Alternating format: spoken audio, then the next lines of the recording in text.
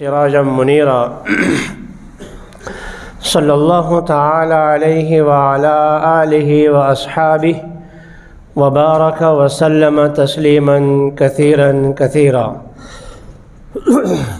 اما بعد فاعوذ باللہ من الشیطان الرجیم بسم اللہ الرحمن الرحیم وَلِتُكَبِّرُوا اللَّهَ عَلَى مَا هَدَاكُمْ وَلَعَلَّكُمْ تَشْكُرُونَ وقال رسول الله صلى الله عليه وسلم من صام رمضان إيمانا واحتسابا غفر له ما تقدم من ذنبه وقال رسول الله صلى الله عليه وسلم للصائم فرحتان فرحة إذا أفطر وفرحة عند لقاء ربه أو كما قال رسول الله صلى الله عليه وسلم صدق الله مولانا العظيم وصدق رسوله النبي الأمي الكريم ونحن على ذلك لمن الشاهدين والشاكرين والحمد لله رب العالمين. گرامی قدر سامعین، محترم بزرگ اور دوستو، رمضان المبارک کا آخری جمعہ ہے اور عرف عام میں اس کو جمعۃ الوداع کہتے ہیں. اگرچہ جمعۃ الوداع سے متعلق الگ سے کوئی احکام نہیں ہے، شریعت میں اس کی کوئی الگ حیثیت نہیں ہے. رمضان کا جیسا پہلا جمعہ تھا، ایسا دوسرا جمعہ تھا، تیسرا جمعہ اور یہ چوتھا جمعہ ہے. اس کے الگ سے کوئی جمعۃ الوداع سے متعلق الگ سے کوئی احکام نہیں ہے. آج کل سوشل میڈیا کا دور ہے، ایسی فضول قسم کی باتیں، غلط سلط باتیں جو ہیں آگے نقل کی دیتے ہیں جس کا شریعت سے کوئی تعلق نہیں ہوتا، جس کے ذمے بے شمار نمازیں قضا ہوں اور قضا نمازوں کی تعداد معلوم نہ ہو. رمضان کے آخری جمعے میں اس طریقے سے 2 رکعتیں 4 رکعتیں پڑھ لیں، جس میں پہلی رکعت میں یہ فلاں فلاں پڑھ لیں، دوسرے میں یہ پڑھ لیں، تو اس کے سارے قضا جو ہے وہ ختم ہو جائیں گے. سبحان اللہ، آسان سا ہو. اگر میں نے آپ کو لاکھ روپے دینے ہوں، 2 لاکھ روپے دینے ہوں، رمضان کے آخری جمعے میں لا کر میں آپ کو رمضان میں اتنا زیادہ ہوتا، میں آپ کو 100 روپے دے دوں، 1000 پکڑا دوں، 1 لاکھ ہو گیا، تو کیا پورا ہو جائے گا؟ حرم شریف میں ایک نیکی 1 لاکھ کے برابر ہے. میں نے اگر آپ کو 1 لاکھ روپے دینے ہوں، دونوں اللہ نے توفیق دی عمرے کے لیے تشریف لے گئے، حرم میں جا کر میں آپ کو 1 روپیہ دے دوں، یہاں تو 1 روپیہ 1 لاکھ کے برابر ہے، یہ پورا ہو جائے. یاد رکھیں 2 چیزیں ہیں، ایک ہے جسم، ایک ہے روح. ان دونوں کا مجموعہ انسان ہے، اور ان دونوں میں بھی اصل چیز روح ہے. اصل چیز روح ہے. جسم کو اللہ تعالیٰ نے مٹی سے پیدا فرمایا، منہا خلقناکم وفیہا نعیدکم ومنہا نخرجکم تارۃ اخری. مٹی سے ہی میں اور آپ کو اللہ نے پیدا فرمایا ہے، مٹی میں ہی جانا ہے اور کل وہیں سے اللہ تعالیٰ اٹھائیں گے. تو اس جسم کی غذا بھی اللہ تعالیٰ نے مٹی سے پیدا فرمایا. جو چیز آپ کھاتے ہیں، جو چیز کھاتے ہیں غذا، سب کچھ مٹی سے، سب کچھ نیچے سے پیدا ہوتا، مٹی سے. بعض چیزیں تو براہ راست مٹی سے آتی ہیں، گندم ہے، جو ہے فلاں فلاں چیزیں. باقی جن کا گوشت آپ کھاتے ہیں تو وہ ان کی غذا بھی چونکہ مٹی سے ہے. آپ گائے کا گوشت کھاتے ہیں، بکری کا کھاتے ہیں، ان کا دودھ پیتے ہیں، تو وہ بھی غذا اس سے لیتی ہے. اور دوسری چیز ہے روح. وہ روح زمین سے نہیں پیدا ہو گئی. یسألونک عن الروح، اے پیغمبر صلی اللہ علیہ وسلم، یہ لوگ آپ سے روح کے بارے میں پوچھتے ہیں.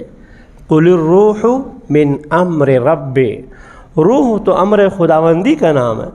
دنیا کی کوئی سائنس اس کو کسی شیشے میں بند کر کے دیکھے یہ روح ہے، یہ یوں ہے، یہ نہیں کر سکتی. یہ نہیں، وہ امر خداوندی ہے.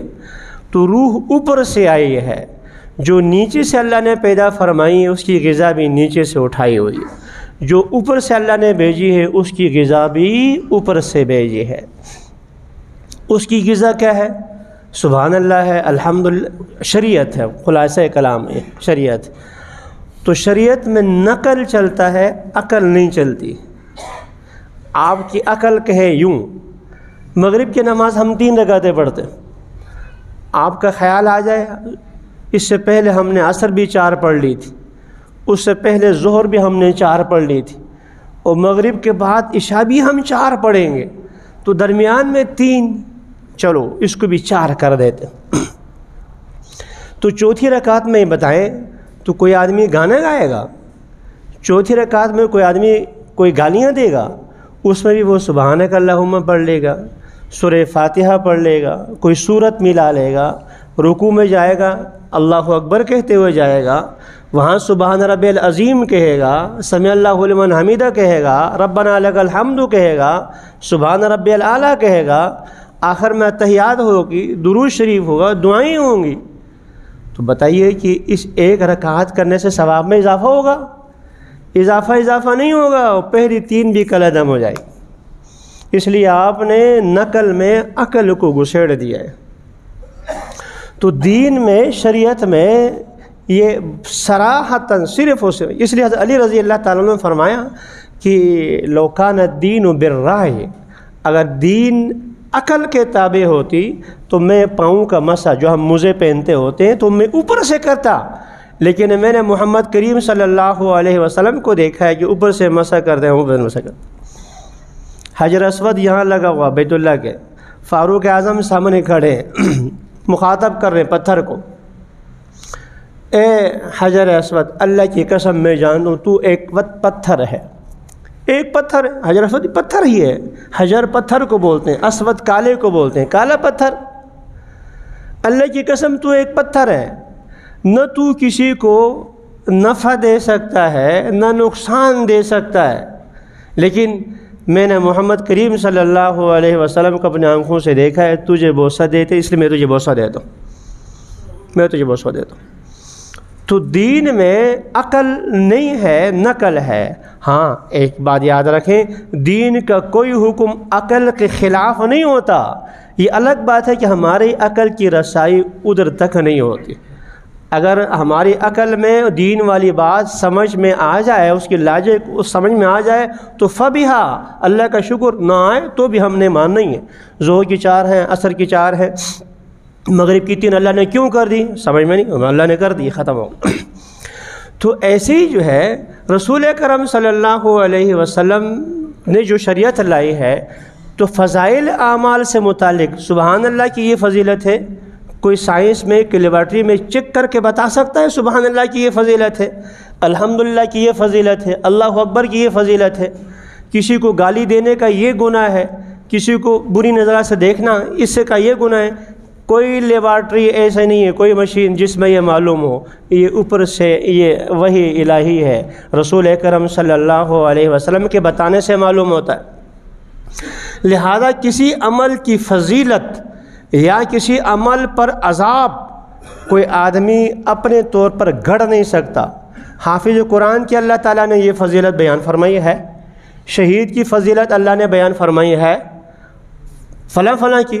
اب میں یہ کہہ دوں کہ منگرال ٹاؤن میں اس طرح کا 8 کمروں کا ایک مدرسہ بنانے کی یہ فضیلت، 4 مہینے پر چوئی چلے جائے گا اس کی یہ فضیلت ہے، چلہ کوئی لگائے گا لاہور میں پنجاب میں جا کر اس کی، حدیث میں یہ تو نہیں آیا، تو میں اپنے طور پہ اس کو گھڑ نہیں سکتا۔ فضیلت ہو یا وعید ہو، یہ محمد کی زبان سے سنا ہے تو ٹھیک ہے صلی اللہ علیہ وسلم، ورنہ اس کی کوئی حقیقت نہیں۔ تو یہ جو رمضان کے آخری جمعۃ الوداع سے متعلق اس طرح کی جو باتیں چلائی ہیں، نبی کریم صلی اللہ علیہ وسلم نے ایسی کوئی بات نہیں فرمائی کہ 2 رکعتیں پڑھ لو، 4 رکعتیں پڑھ لو تو پچھلے سارے گناہ معاف ہو جاتے ہیں، ساری نمازیں معاف ہوتی ہیں۔ ہاں ایک بات یاد رکھ، رمضان المبارک کا مہینہ، رمضان کی برکت، سید الشہور، تمام مہینوں کا سردار، جمعہ تمام سید الایام، دنوں کا جو ہے سردار، جمعہ بھی ہو رمضان بھی ہو، سبحان اللہ، نور علی نور، پھر آخری عشرہ بھی ہو تو پھر نور نور نور، 3 نور جمع ہو گئے۔ تو اتنا بڑا ہے، اور ساتھ یہ بات بھی اب یہ فضیلت اس سال ہمیں نصیب نہیں ہو. رمضان کا آخری جمعہ ہے، بس یہ جمعہ بھی ہو، رمضان کا مہینہ بھی ہو، یہ آخری ہے، اور اس کے بعد اس میں سال ہمیں نصیب نہیں ہوگا. آئندہ سال رمضان تک کون جیتا ہے تیرے زلف کے سر ہونے تک؟ کون ہم میں سے؟ پچھلے سال رمضان میں ہمارے کئی ساتھی موجود تھے، آج ہم میں موجود نہیں ہیں. تو اس لیے اس رمضان کو، رمضان کے آخری عشرے کو، پھر اس میں اس جمعے کو غنیمت سمجھنا، یہ بات درست ہے. تو اس میں دو چیزیں ہونی چاہیے. حضرت علی صدیق اکبر رضی اللہ تعالیٰ عنہ ہر عبادت کے بعد دو چیزوں کا فرمایا کرتے تھے، ایک شکر اور ایک استغفار. نماز کے فوراً بعد جو ذکر کرنے کا ہے وہ چارٹ باہر لگا دیا ہے. سب سے پہلے کیا ہے؟ السلام علیکم ورحمۃ اللہ. السلام علیکم ورحمۃ اللہ کے بعد سب سے پہلے استغفر اللہ، استغفر، 3 دفعہ نماز پڑھ لی ہے. استغفار کس بات کا؟ جیسے پڑھنا چاہیے تھا ایسا نہیں پڑھ سکے، یا اللہ کمی معاف فرما لے. تو رمضان کا مہینہ گزر گیا پورا، تو اس میں بھی دو چیزیں ہیں. ایک یا اللہ تیرا شکر، یا اللہ تیرا شکر. کس بات کا؟ اس بات کا ہمارے کئی بھائی پچھلے سال موجود تھے، آج موجود نہیں ہیں. ایک روزے کی کیا فضیلت ہے ان سے پوچھو جو قبر میں سوئے ہوئے ہیں. ایک روزے کی کیا فضیلت ہے، ایک روزے کی، ایک سجدے کی کیا فضیلت ہے، اللہ کا کتنا قرب حاصل ہوتا ہے، یہ ان سے پوچھو جو وہاں چلے گئے ہیں. وہ تو نہیں بتائیں گے، لیکن ایک صاحب پہلے بتا گئے جس کو دنیا محمد مصطفیٰ کہتے صلی اللہ علیہ وسلم. وسجد وقترب، سجدہ کر قرب خداوندی حاصل کر، سجدہ کر قرب خداوندی حاصل کر. بندہ اقرب ما یکون العبد، اللہ کے ہاں سب سے زیادہ نزدیک اس وقت ہوتا ہے جب بندہ سجدہ کر رہا ہوتا ہے، بجنے کی پیشانی ہو، اللہ کے سامنے جو وہ رگڑ رہا ہو. اللہ کا قرب. اللہ تعالیٰ نے رمضان میں ہمیں 40 سجدوں کا اضافہ، گویا کہ 40 تراویح میں 20 رکعتیں پڑھتے ہیں، 40 سجدے ہوتے ہیں، 40 مقامات قرب ہمیں عطا فرما لیے. تو ہمارے بھائی پچھلے سال موجود تھے، آج موجود نہیں ہے. یا اللہ تیرا شکر ہے آپ نے ہمیں رمضان کی توفیق عطا فرمائی، اس پر شکر ادا کرنا چاہیے. آپ صلی اللہ علیہ وسلم 2 مہینے پہلے دعا مانگتے تھے، اللہم بارک لنا. صحابہ کرام تابعین سے یہ دعا منقول ہے، اللہم بارک لنا فی رجب و شعبان و بلغنا رمضان. یا اللہ ہمارے رجب میں، شعبان میں برکتیں عطا فرما، ہمیں رمضان تک زندگی سلامتی کے ساتھ، عافیت کے ساتھ زندگی نصیب فرما. تو ہمیں اللہ تعالیٰ نے یہ عطا فرمایا. یا اللہ تیرا شکر، یا اللہ تیرا. ایک بات ہو گئی. دوسرے اس بات پر شکر، کتنے ہمارے بھائی ہیں رمضان کا مہینہ ہے روزے نہیں رکھ رہے ہیں. میں ان کی بات نہیں کر رہا جو مجبور ہیں، بیماری میں، شریعت نے ان کو اجازت دی، نہ اس کی نہیں بات کر رہا. اٹھے کٹھے صحت مند نوجوان، بالکل کوئی مزدوری نہیں، پھر بھی روزے نہیں رکھ رہے، کھائے پی جا رہے ہیں. رمضان کا مہینہ ہے، مسجد پھر بھی نہیں آتے. یا اللہ تیرا شکر ہے آپ نے ہمیں آنے کی توفیق دی. یہ ہمارا کچھ بھی نہیں ہے. ہم سے زیادہ صحت مند، ہم سے زیادہ خوبصورت، ہم سے زیادہ مالدار، ہم سے زیادہ عیش و عشرت میں رہنے والے وہ یہاں نہیں آئے. ہم یہاں آئے تو ہمارا اپنا کچھ نہیں، محض تیرا کرم ہوا، تیری نظر رحمت ہوئی جو آپ نے اپنے گھر پہ آنے کی توفیق دی ہے. یا اللہ تیرا شکر، یا اللہ تیرا شکر. شکر کریں گے تو لئن شکرتم لازیدنکم، شکر کرو گے تو میں اور اضافہ کر دوں گا.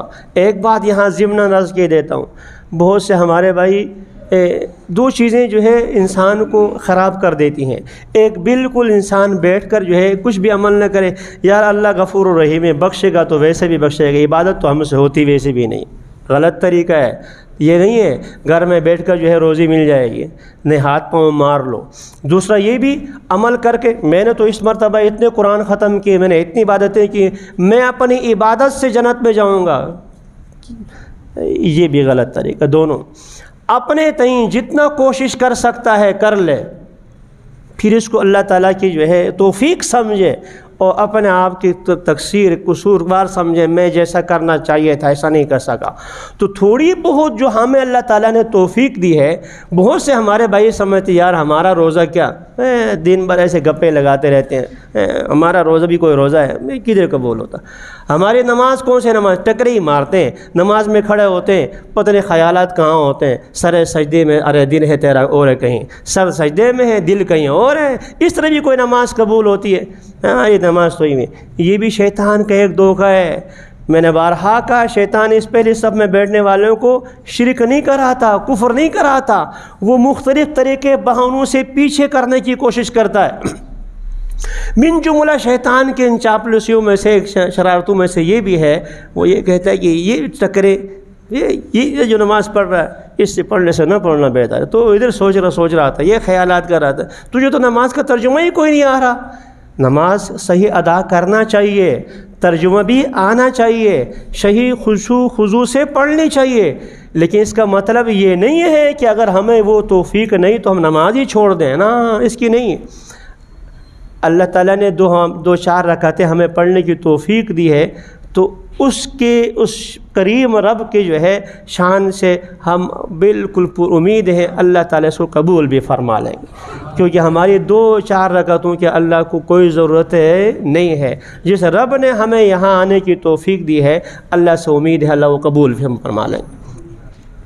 اپنے گناہوں کی تقصیر تو ہونی چاہیے، اپنے روزہ، اپنا نماز، اس میں تو دل میں خیال، لیکن ساتھ ساتھ وہ غفور الرحیم ہے، وہ کریم ذات ہے۔ کریم ذات تو چھوٹی چھوٹی باتوں پر راضی ہوتا ہے۔ اس نے تو رمضان کا مہینہ ہمیں اور آپ کو دیا ہی اسی لیے ہے تاکہ میں اور آپ کی مغفرت کر لیں، میں اور آپ کی مغفرت کر لیں، دیا اسی لیے ہے۔ رسول اکرم صلی اللہ علیہ وسلم نے رمضان المبارک کے بارے میں فرمایا، من صام رمضان ایمانا و احتسابا غفر لہ ما تقدم من ذنبہ۔ یہ ایمان کی حالت میں ثواب کی امید رکھتے ہوئے روزے رکھے، اللہ پچھلے سارے گناہ معاف فرماتے ہیں۔ رمضان کا معنی ہی یہی ہے۔ رمضان، رمض سے اس کے معنی جو ہے وہ جلانے کے آتے ہیں، تو رمضان جو ہے وہ پچھلے سارے گناہوں کو روزے جو ہے وہ جلا کے ختم کر دیتا ہے۔ جیسے آگ سوکھی لکڑی کو جلا کر ختم، بوسے کو جلا کر ختم، ایسے روزے رکھو، پچھلے گناہ اللہ معاف فرماتے ہیں۔ اور رات کی تراویح کے لیے کھڑے ہو جاؤ، اللہ گناہ معاف فرماتے ہیں۔ شب قدر کی توفیق مل جائے، اللہ تعالیٰ گناہ معاف فرماتے ہیں۔ تو یہ ساری چیزیں میں اور آپ کو اللہ تعالیٰ نے دے رکھی ہیں، تو ایک شکر اس پر بھی، یا اللہ تیرا شکر آپ نے ہمیں اس کی توفیق عطا فرمائی ہے۔ اور ساتھ جو ہے کہ احساس یہ بھی ہو کہ رمضان کا آخری مہینہ، آخری عشرہ اور آخری جمعہ ہے، اور کہیں ایسی نہ ہو ہم اس کوتاہی میں آ گئے ہوں۔ رمضان سے پہلے جو ہے میں نے وہ حدیث نقل کی تھی، رمضان سے پہلے رسول اکرم صلی اللہ علیہ وسلم نے ممبر پر چڑھتے ہوئے آمین آمین آمین 3 دفعہ فرمایا تھا۔ تو آپ اندازہ کریں جبریل علیہ السلام بد دعا کر رہے ہیں کہ ہلاک ہو جائے، بعودا ہلاک ہو جائے، اللہ کی رحمت سے دور ہو گیا، وہ شخص تباہ و برباد ہو گیا۔